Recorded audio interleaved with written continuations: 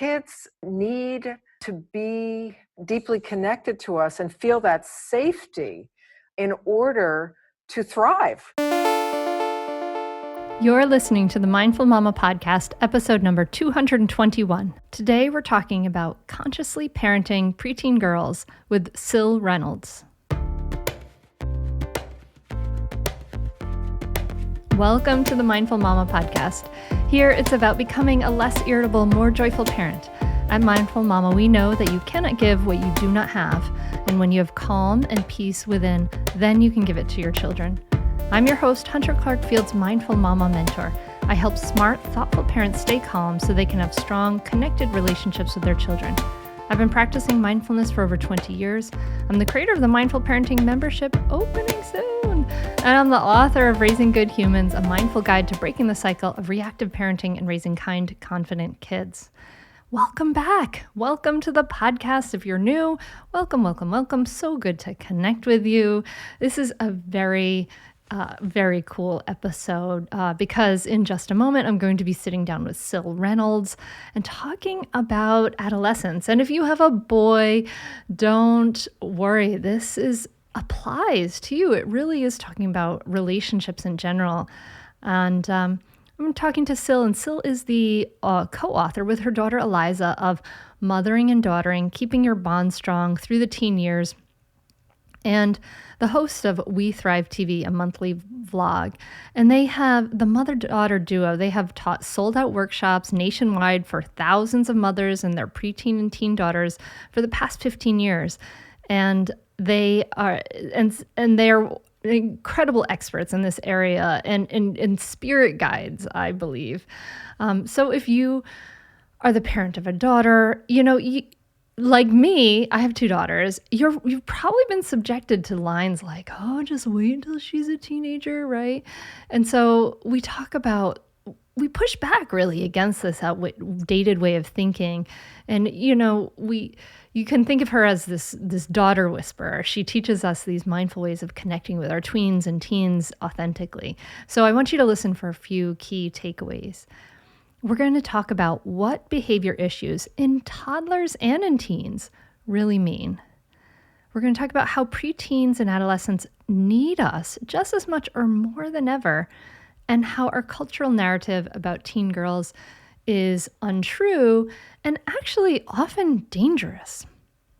So it's going to be an awesome episode. And before we dive in, I just want to give a quick word.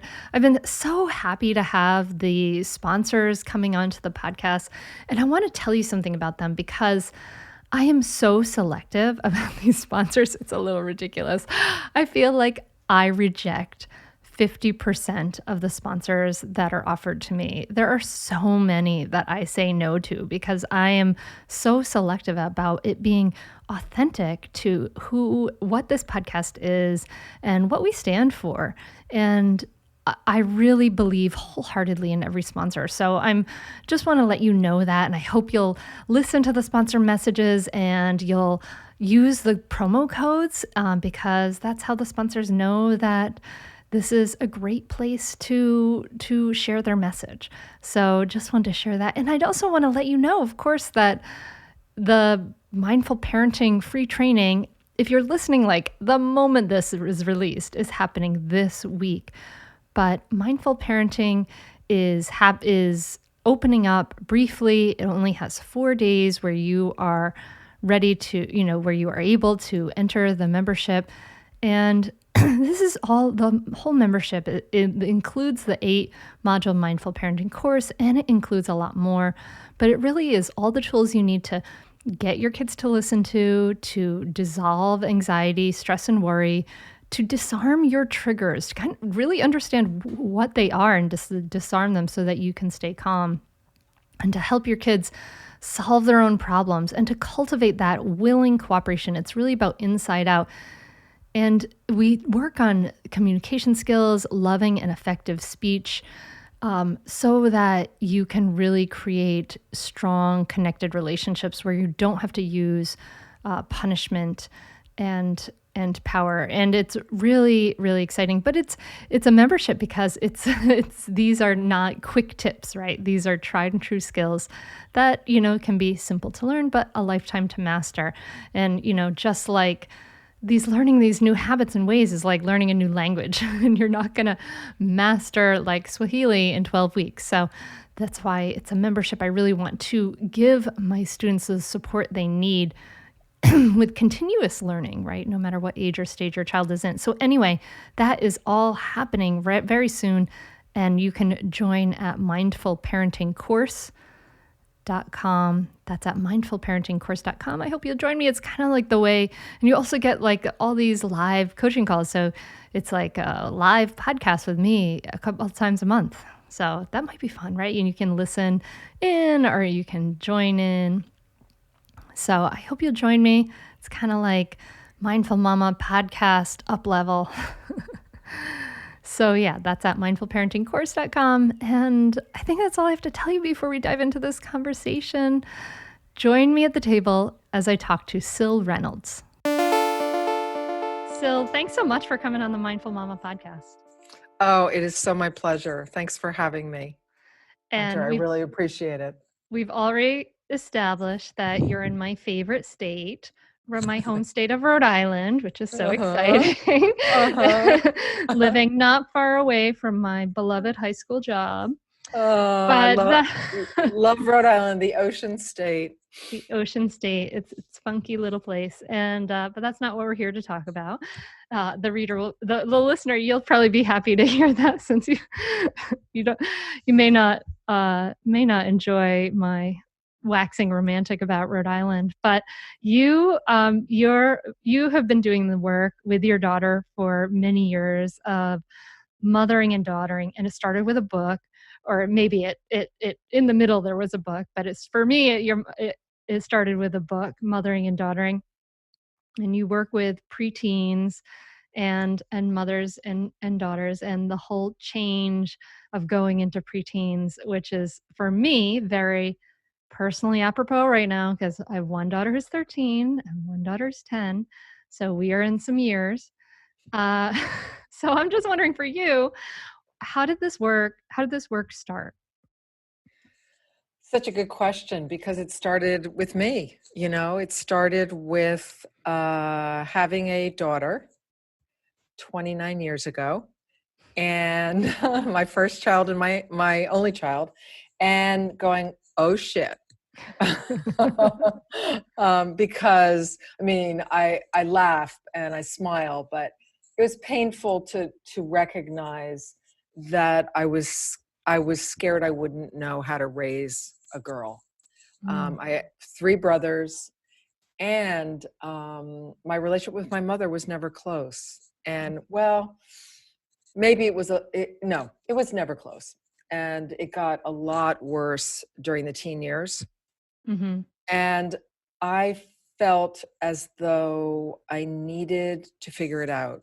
I needed to address the fear and the intergenerational stuff that hadn't been really, really healed. And so I really got into it by way of my own family's wounding, or my relationship with my mother that was painful, continued to be painful, had never healed.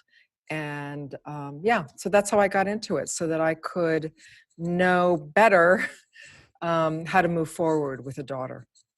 That's wonderful. And I can relate so much, because a lot of the work that I do teaching mindful parenting has to do with stuff that came up for me in my relationship with my father, and his anger coming out, and not wanting to pass on these generational patterns, and do better, but how? So that's wonderful. And so was it rocky? Well, first let me ask, in your for your own upbringing, what kind of upbringing did you have? Would you say your parents or your mom was particularly authoritarian?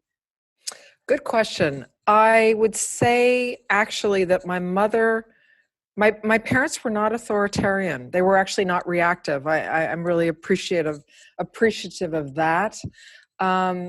They were um, kind of withdrawn emotionally, Mm, and certainly I knew fundamentally that I was loved. I had basic safety and food and lodging, and I felt pretty isolated and lonely in my family, and that and I craved closeness with my mother, who wasn't able to give it to me either emotionally or physically. Like, was very, very um, mm, uncomfortable expressing herself in that way. mm. I can imagine. Yeah, you wanted that thing that you didn't have, and it sounds like, it even into adulthood, it was something that was not a warm and comfortable relationship for you. Not at all. Things really got very hard during the adolescent years because I was, as many adolescents are, struggling with um, my feelings, my identity, my sense of self. I was figuring out, really the task of adolescence is to figure out who you are in relationship to your parents or the adults that you're close to in your life. Um, who am I? How am I like them? How am I not like them? Mm, And when adolescents are resisting, I call it resisting their parents and figuring out their own identity, their own interests, it becomes a tricky time if that parent is insecure about their sense of self, that the parent might experience that as rejection instead of resistance. They wouldn't know how to hold an adolescent's ups and downs uh, as that well, because they're not able to hold their own um, emotional ups and downs. They might not have finished certain developmental pieces in themselves. And so I felt more and more depressed and anxious and isolated as a teenager, because I didn't have, especially a mother to go talk to about growing up female. oh wow, so you were basically remothering yourself as you started to go onto this healing work for yourself. You were kind of like doing that mothering work for yourself. Definitely, definitely. And a big part of that, Hunter, came from my work with my teacher, Marion Woodman. She's a Jungian analyst and author. And so much what her work is about is this kind of psychological, spiritual piece of remothering. And so in my searching for ways to heal those places in me so that I could be more available for my daughter Eliza as she was growing up, Marion Woodman's work became very important to me as I healed and remothered. That's exactly the way I would put it.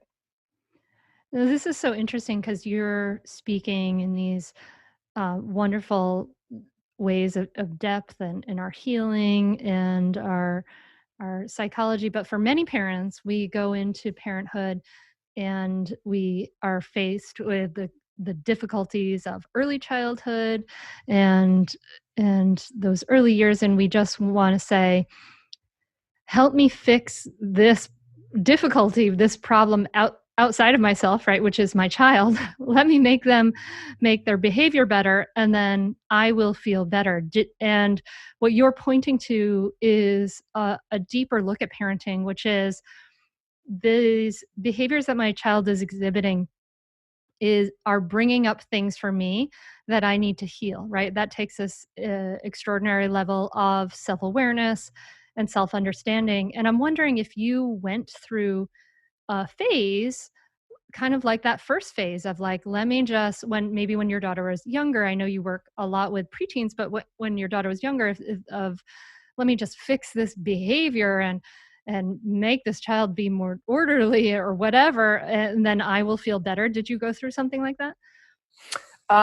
Well, I'm thinking Eliza was fairly, I'm going to say, easy in those years. I broadly teach attachment parenting. It's often discussed more in the early years. Mm-hmm. And when I say attachment parenting, I mean really relational, taking the relational approach and understanding the science of attachment, that we're creatures of attachment, we're mammals. And so I'm often referring back and forth with mothers with the early years, especially the toddler years, because there is this resistance going on that's quite similar to the teen years. Yeah. So it's interesting that there's behavioral issues in both years that are really interesting. It's a stepping out into self, independence, resisting the parents' the parents' limits or the parenting. What I would say I experienced in the early years was lack of sleep, and it was really, really, really hard. So it was less behaviors and more just literally getting through the day, and my exhaustion levels and my lack of support that I was struggling with. So I would say, Hunter, that those early years are very, very, I can conjure them easily. And that struggle that I had then, even though my daughter's behaviors were relatively unchallenging, I was, as you know, being a mom, when your child is a certain age, you're likely to encounter parts of yourself that may have not been tended to. Mm-hmm. And already when she was even 1 or 2 or 3, and I was learning, I was following my instincts, cuddling, breastfeeding. Not that that's the only way to do it. I'm just saying that that's the way I was doing it. Was so different from the way my mother had done it. And I encountered parts of myself that felt sad about what I hadn't gotten even in those early years. And I would watch my mother with my daughter, and she was so uncomfortable holding her and, being with a baby. And so it was intense to encounter those limitations in my mother line when my daughter was very young. Stay tuned for more Mindful Mama podcast right after this break. We are supported by the Grassroots Farmers Cooperative. We're all doing our best to slow down, reconnect with ourselves, our communities, and the planet. And this is an opportunity to be intentional with what we feed our bodies, which is why I source my meat from the Grassroots Farmers Cooperative. Grassroots Farmers Cooperative's commitment to nutritious meat starts with their practice of regenerative agriculture, which means more nutrients in the plants eaten by the animals. And their animals are 100% pasture-raised, roaming free on small-scale family farms. The end result is tastier meat with higher levels of omegas, vitamins, and minerals. I had the Grassroots chicken, and I am used to high-quality chicken, and this was some of the highest quality I've ever had. They even have a QR code that lets me trace the meat right back to its original farm for total and complete transparency. It was delivered straight to my door with no trip to the store, of course, which is so challenging at this point, and with all great packaging. I sometimes have issues with packaging, and theirs was really conscious. Grassroots Farmers Cooperative is also committed to paying their workers a livable wage so they can focus on maintaining the highest standards from pasture to plate. So, for Mindful Mama podcast listeners, you can order Grassroots Co-op today to get high quality, nutrient rich meat delivered straight to your door, no subscription required. So, right now, they're going to give Mindful Mama listeners a special limited time offer. You get $40 off plus free shipping. So, to get that, you have to go to grassrootscoop.com/hunter to get the full details and order today. Go now. That's grassrootscoop.com/HUNTER. I bet. I mean, I can imagine that if you watch that discomfort in your mother, you could only help but feel such intense compassion for baby you, right? Like You wanting got that, it. needing that. Yeah. You got it. You got it. That's where it got me in those early years, where it showed me the parts of myself that needed to be mothered. Yeah. Yeah. It's amazing, isn't it? When we see there's the suffering that just gets passed on down the line. And then when we, we imagine your mother and maybe what her childhood was like and Yep. down the line, there's no, we live in a culture that's so ready to place blame and judgment, but it's really, it's such a, just really a deep understanding of there's so much suffering and we can do this work of healing. It's not easy, but just recognizing the suffering that's there is powerful. Yeah, it prompted me to investigate further why my mother was the way she was, and it's the second chapter of my book where I actually do some research about my mother and grandmother and found out a lot of information about why she, where this all began, going back many generations actually. And so that really helped me to have more compassion, to understand, and to heal my heart. Yeah, they say there's a, don't they say in Alcoholics Anonymous, like holding resentment is like, drinking poison, right? And hoping the other person will hurt, or maybe it comes from somewhere else. But No, you're right. It's a bitter pill to swallow to not get past this. yeah, and that healing is really for ourselves. So you, I mean, really, this deep work that you take in preteens, for me, I see it, yeah, just very much paralleled in the younger years too. But talking about preteens, you say that in that this time of that it's kind of like a hidden test that some of the behavior is like or the resistance is like this hidden test, like be there for me anyway no matter how much I tell you to go away. Can you tell me a little bit more about that for the listener who is either going through this with me or who is looking forward to this perhaps in the future? Oh yeah, you bet. I'd love to. It's my passion. My passion is to tell mothers and fathers, but I work with mothers mostly, that don't believe your child for a minute. And when I say child, I'm speaking about, adolescents. They are children. They're older than, that first stage that we were talking about. But a lot of times in my coaching and my teaching, I'm reminding mothers it's a little trickier because our in our case, our girls. You have two girls. Our adolescent kids have more words at their disposal.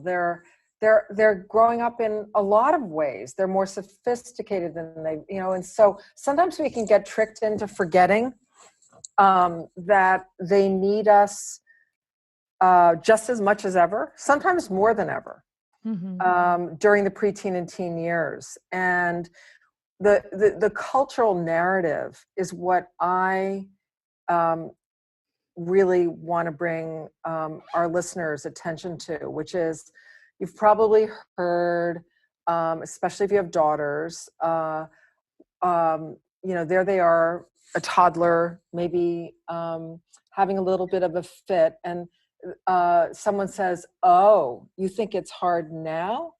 Wait until she's a teenager." And Eliza, my daughter, and I, who wrote Mothering and Daughtering together when she was a teenager, actually, and we taught workshops for 15 years for mothers and their preteen and teen daughters. We're so done with that narrative. Amen. It's so insulting to teenagers, and in this case, teenage girls. And it's really, and then it goes further to say, the narrative, they're impossible. Just let them go. They're supposed to be hanging out with their friends. You'll get through it. Just survive. And on the other end of it, you'll be friends again.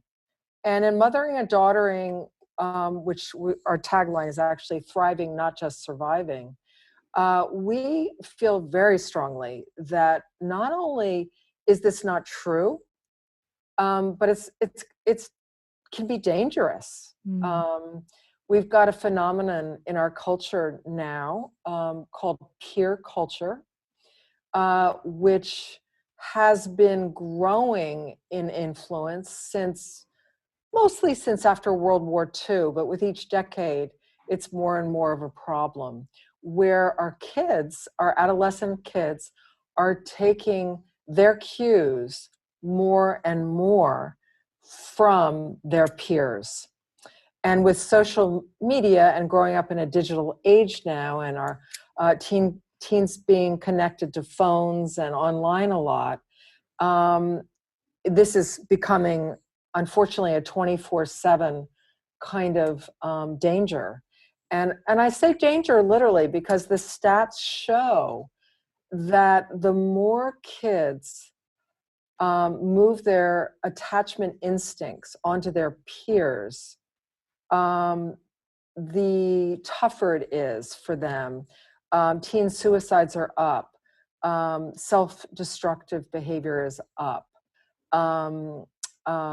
Bullying is up online and elsewhere.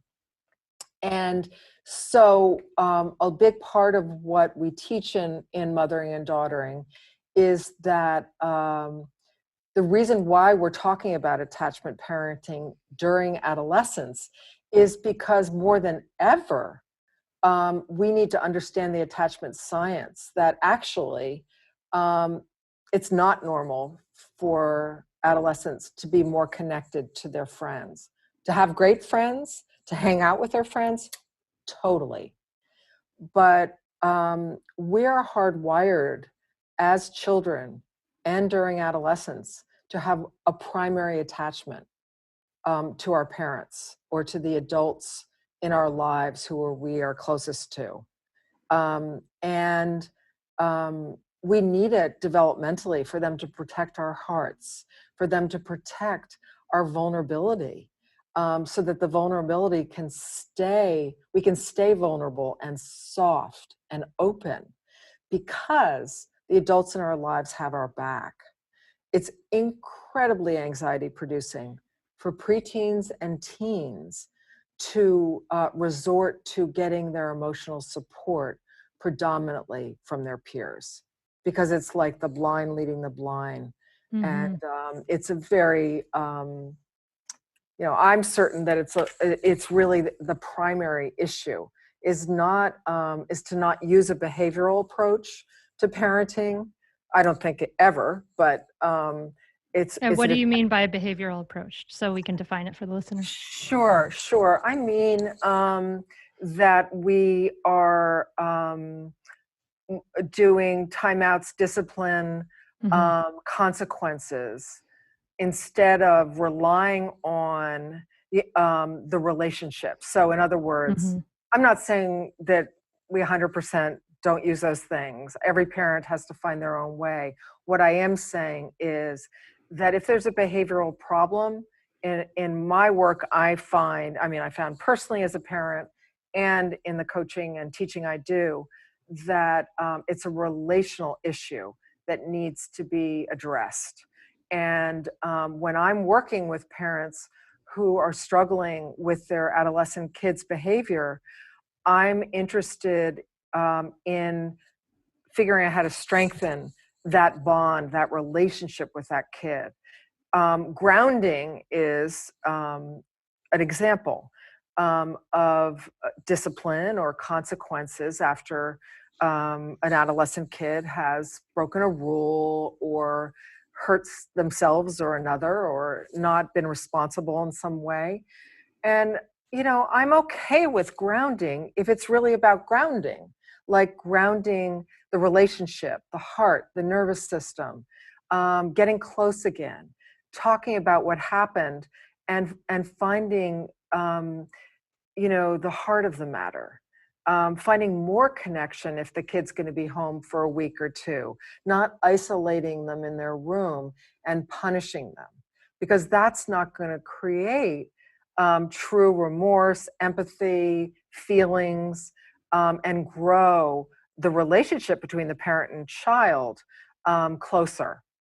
Does that make sense? Yes. I mean, everything you're saying is like, saying ding, ding, ding, ding, ding, right? In my head right here, because this is what I teach in mindful parenting and raising good humans is like knowing that the aimed primarily to parents of younger children, but saying that the the ways that we parent now make a big difference, and when we can parent through more skillfully through connection, not through punishment, then one of the big reasons why this matters so much in the early years and that we parent more skillfully and so our kids don't grow to just resent us over the years is that adolescence, this idea that an adolescent is just supposed to hate you is a myth, but adolescents are, they're not rebelling against the parent themselves, but these sort of like destructive methods and this just resentment that builds up over time. And when you get to adolescence,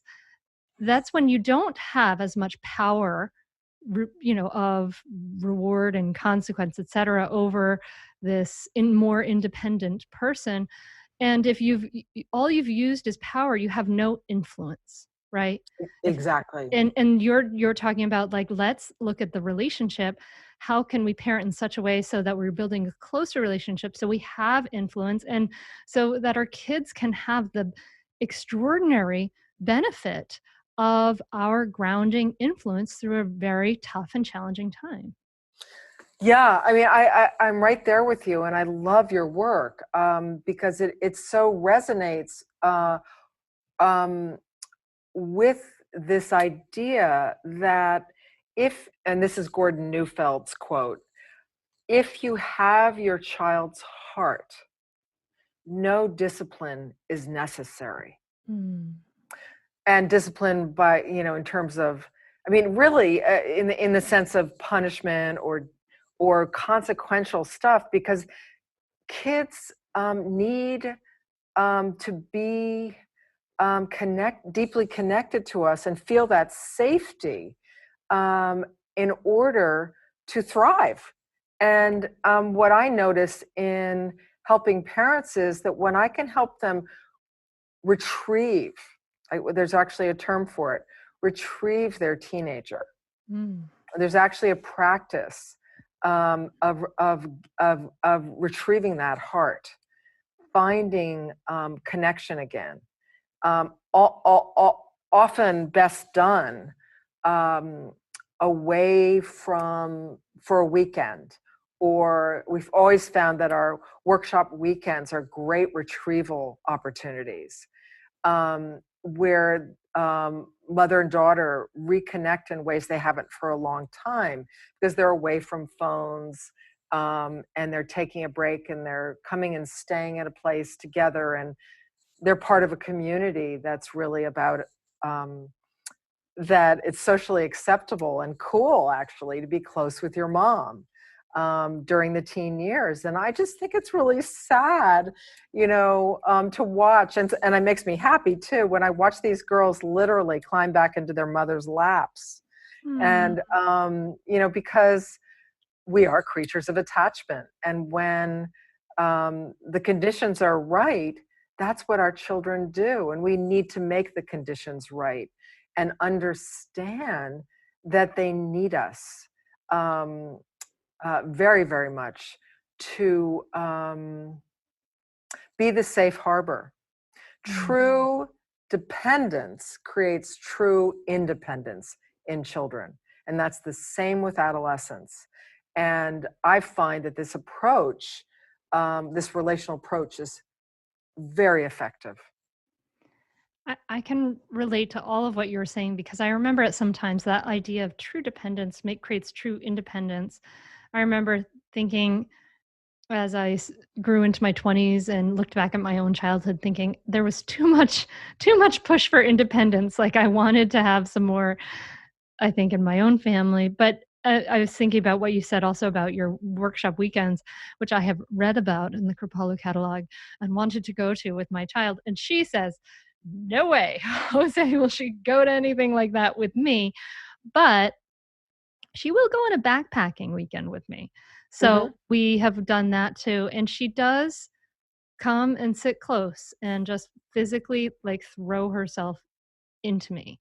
And I love that. And I can sense exactly what you're talking about. This like physical connection is just so important. And that also circles us back a little bit. That circles us back to attachment parenting, which we didn't define. And I would love for you to just talk a little bit about, what it is. And you've talked about it a little bit as far as like, we need an attachment, this primary attachment figure, but could you just clarify a little bit about that? I'd say definitely do it. It's really helpful. It will change your relationship with your kids for the better. It will help you communicate better. And just, I'd say communicate better as a person, as a wife, as a spouse. It's been really a positive influence in our lives. So definitely do it. I'd say definitely do it. It's so worth it. The money really is inconsequential when you get so much benefit from being a better parent to your children and feeling like you're connecting more with them and not feeling like you're yelling all the time or you're like, why isn't things working? I would say definitely do it. It's so worth it. It'll change you. No matter what age someone's child is, it's a great opportunity for personal growth, and it's a great investment in someone's family. I'm very thankful I had this. You can continue in your old habits that aren't working, or you can learn some new tools and gain some perspective to shift everything in your parenting. Are you frustrated by parenting? Do you listen to the experts and try all the tips and strategies, but you're just not seeing the results that you want? Or are you lost as to where to start? Does it all seem so overwhelming with too much to learn? Are you yearning for a community of people who get it, who also don't want to threaten and punish to create cooperation? Hi, I'm Hunter Clark-Fields, and if you answered yes to any of these questions, I want you to seriously consider the Mindful Parenting membership. You will be joining hundreds of members who have discovered the path of mindful parenting and now have confidence and clarity in their parenting. This isn't just another parenting class. This is an opportunity to really discover your unique, lasting relationship, not only with your children, but with yourself. It will translate into lasting, connected relationships, not only with your children, but your partner too. Let me change your life. Go to mindfulparentingcourse.com to add your name to the waitlist, so you will be the first to be notified when I open the membership for enrollment. I look forward to seeing you on the inside. mindfulparentingcourse.com.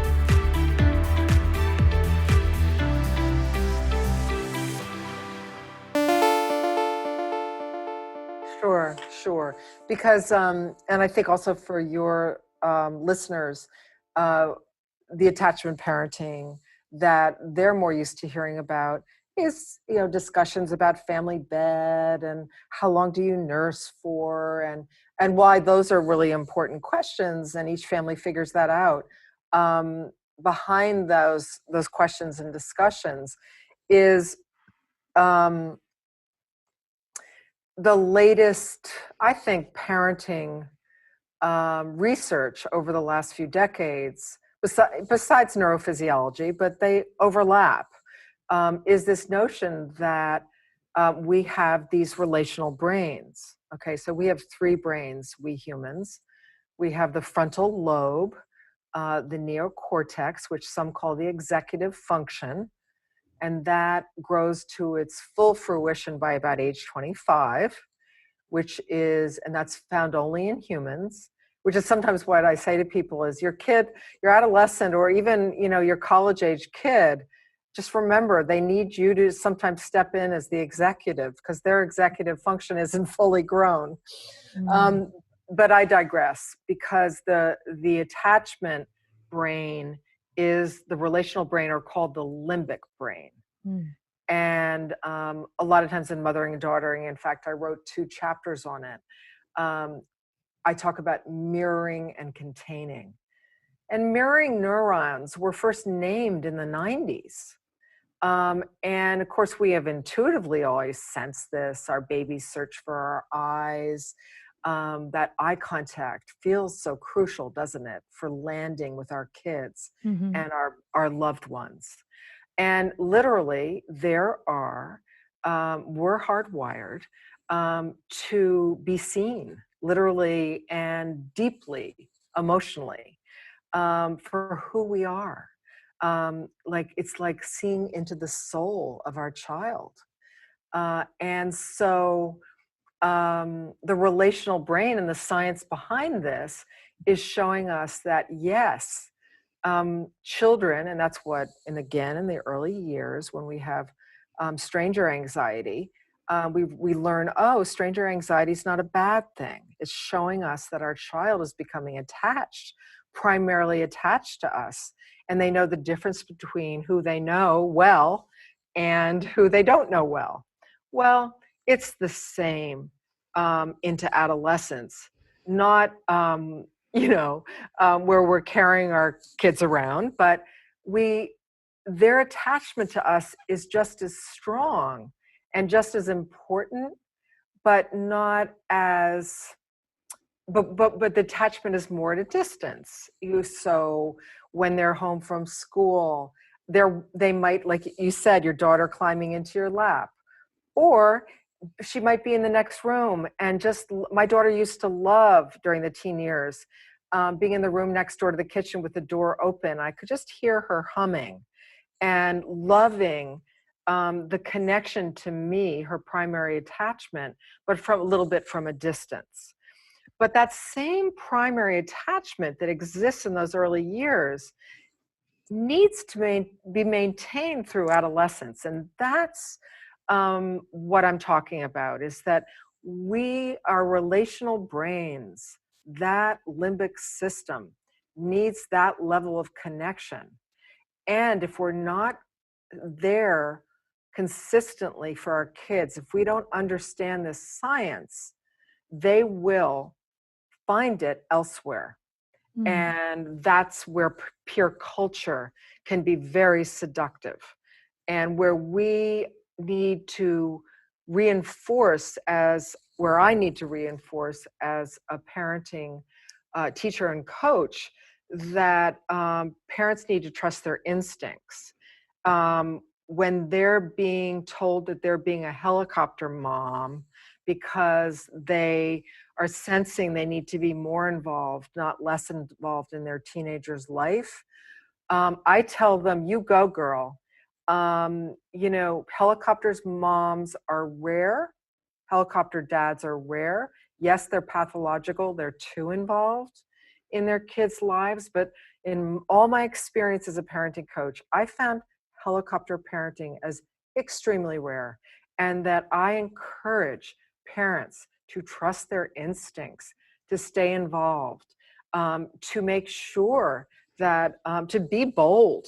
And there's a whole movement happening of attachment parenting in the teen years, where we're all like talking about the ways in which, kids don't get to come in the back door, and just go hang out in the basement all together.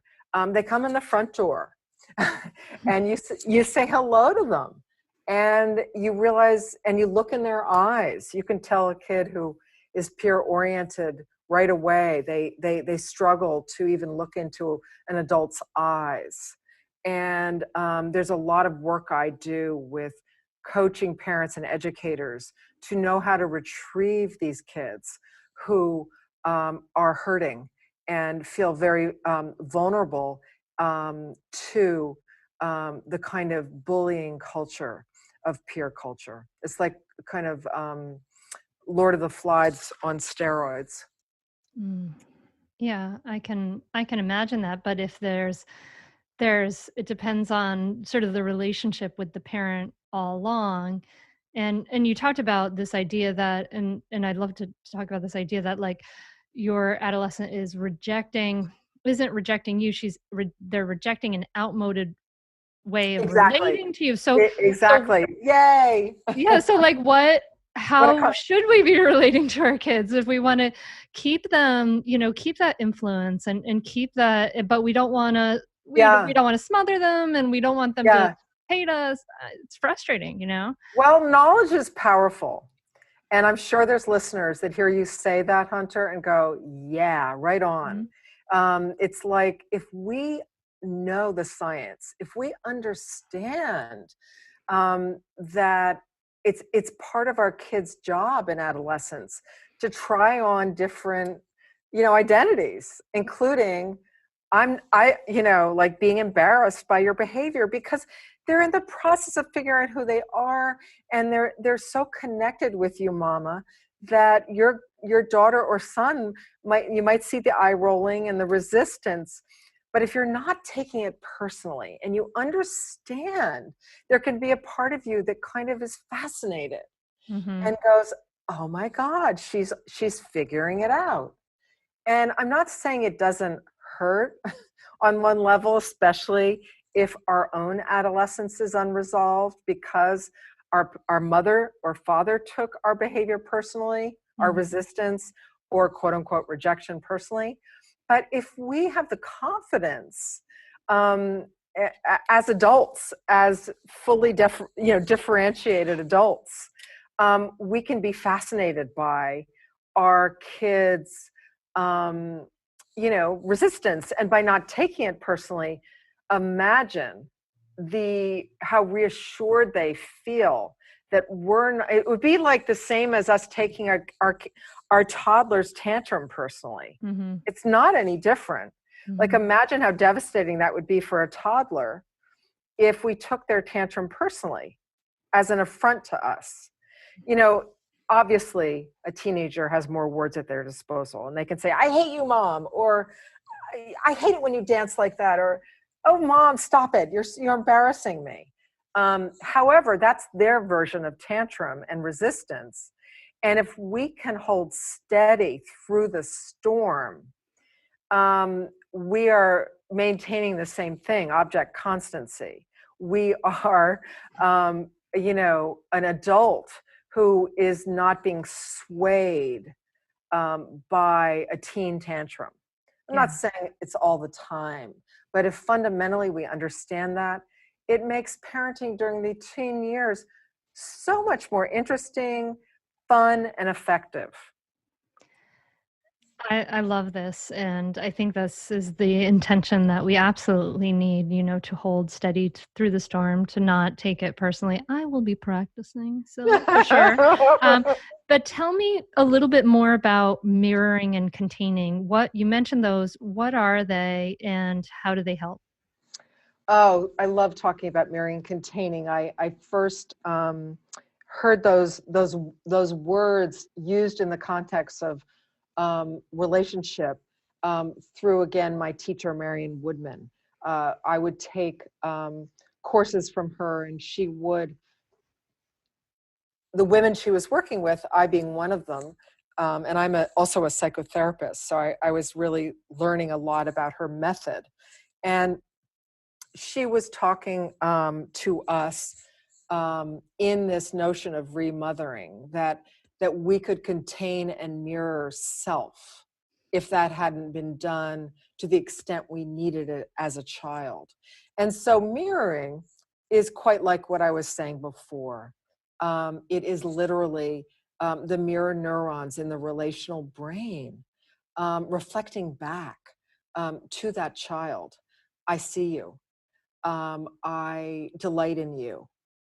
It's sort of agendaless presence. It's being there for your child. My definition of mothering in the mothering and daughtering world is raising your daughter, obviously, or your child, to become themselves. And so it's this notion of, who are you? Who are you becoming? It's not that, of course, we want certain things for our children, and we can never not have some agendas. We're human. But it's that practice, that mindful practice, as you say, Hunter, in parenting, of getting out of the way. Who is this child becoming?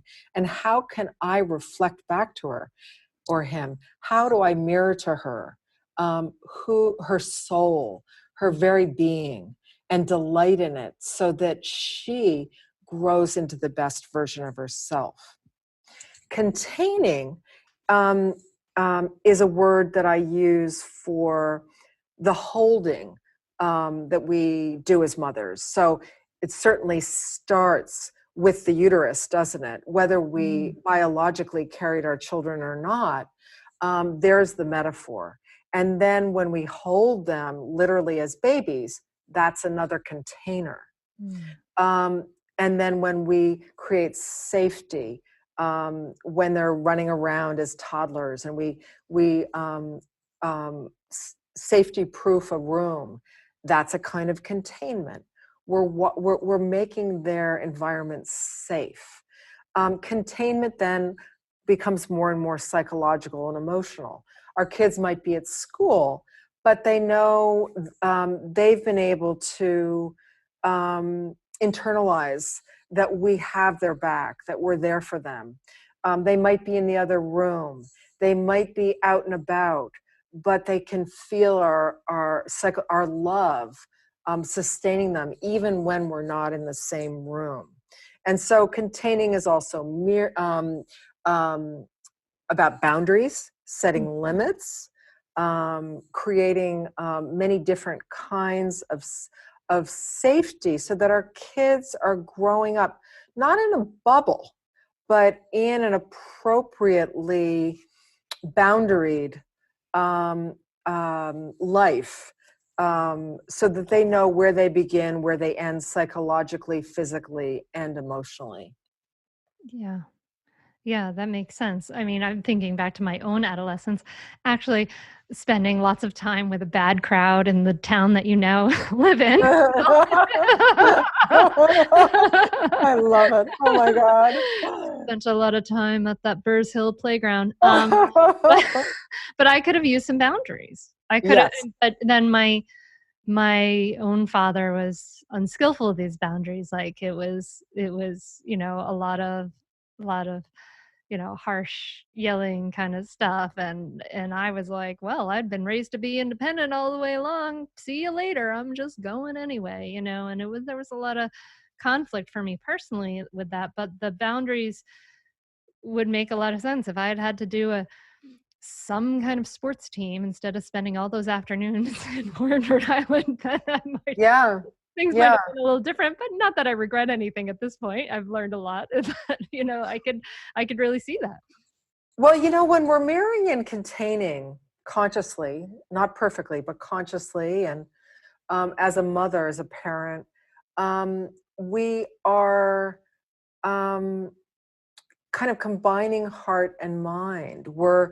It's like a martial art almost. And I sometimes call it loving authority instead of the authoritarian approach of maybe earlier generations more so, and still some parents today.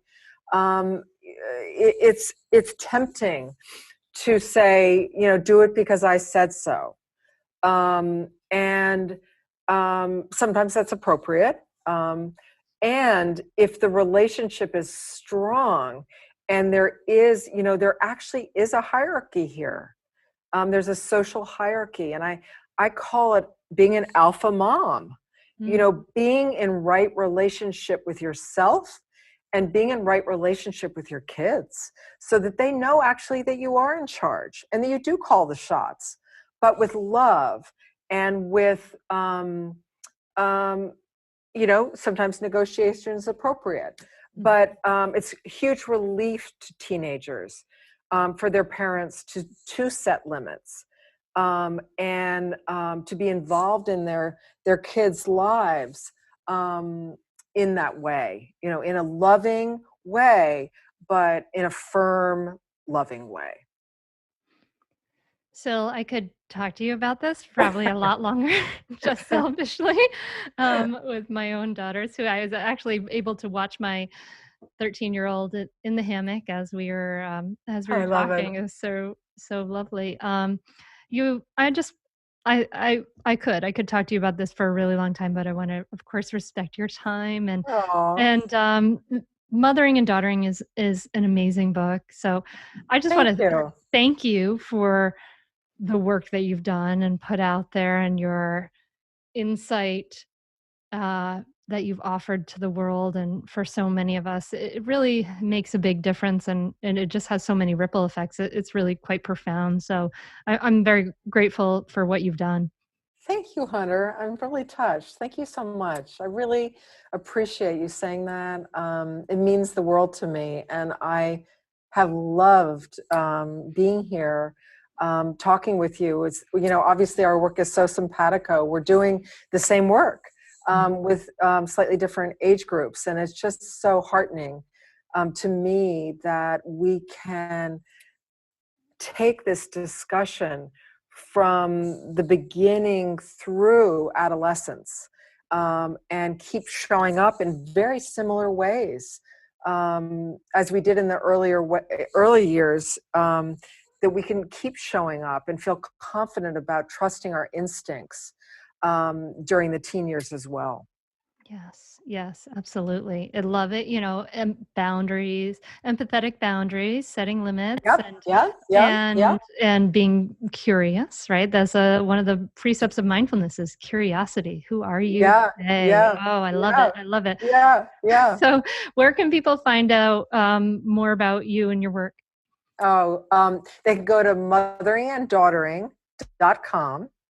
And we got pretty much everything on the website, including connecting to any social media. Our book, you can find out more about there. And I have an online course that Eliza and I put together called the Mothering Course for mothers of preteen and teen girls. Lots of different things going on. You can, if you opt in, there's a 45-minute video that Eliza and I did, especially for mamas who want to know more about what to do if you feel like you're losing your girl. I would say there's lots you can do to feel just as connected or more than ever during the preteen and teen years. It's such a hopeful message. I love that. So yeah. Thank you so much, Sil. All right. Thank you so much, Hunter. What a cool conversation. I'm so excited to meet Sil when this crazy COVID-19 pandemic thing is over. I'm going to go and hang out with her in Rhode Island. Oh, man. But I love what she had to say about, behavior issues being relational issues, and just that, that it's about changing the way our kids relate to us. And it's amazing how that is such an incredible teacher for us, right? To grow and change. There's so much there. So thank you so much for listening. If you are listening in time, you might be able to join the Mindful Parenting membership. It's opening briefly for a few days. And so that's at mindfulparenting.com. mindfulparentingcourse.com, mindfulparentingcourse.com. I hope you'll join me and you'll get to hang out and have the live coaching calls every month. And we talk about so many things in those coaching calls: how to talk to our partners, how to deal with behavior issues, how to set boundaries lovingly and empathetically. And it's very powerful. And people from all around the world, so cool. So that's at mindfulparentingcourse.com. It's the Mindful Parenting membership, but we keep the URL mindfulparentingcourse.com. And I'm wishing you a great week, my friend. If you've made it all the way to this part of the podcast, I'm just like, yay for you. That means you found that much time to yourself in a time. If you're listening to this in the spring of 2020 of 24/7 family time, oy vey, I feel like I'm in like week 5,000 of shelter in place. But I hope that you're finding those pockets of peace and you can practice to make them more and more. And a special exciting announcement, and we're going to have a bonus episode this week, so keep an eye out for that. Thank you again so much for listening. I wish you peace and joy and, just that perspective to be able to take this all in and hold it all with loving awareness, without, shooting any second arrows at ourselves, and just that equanimity to hold it all. Anyway, wishing that all for you and for me. I'll be practicing too. Have a great week, my friend. Namaste.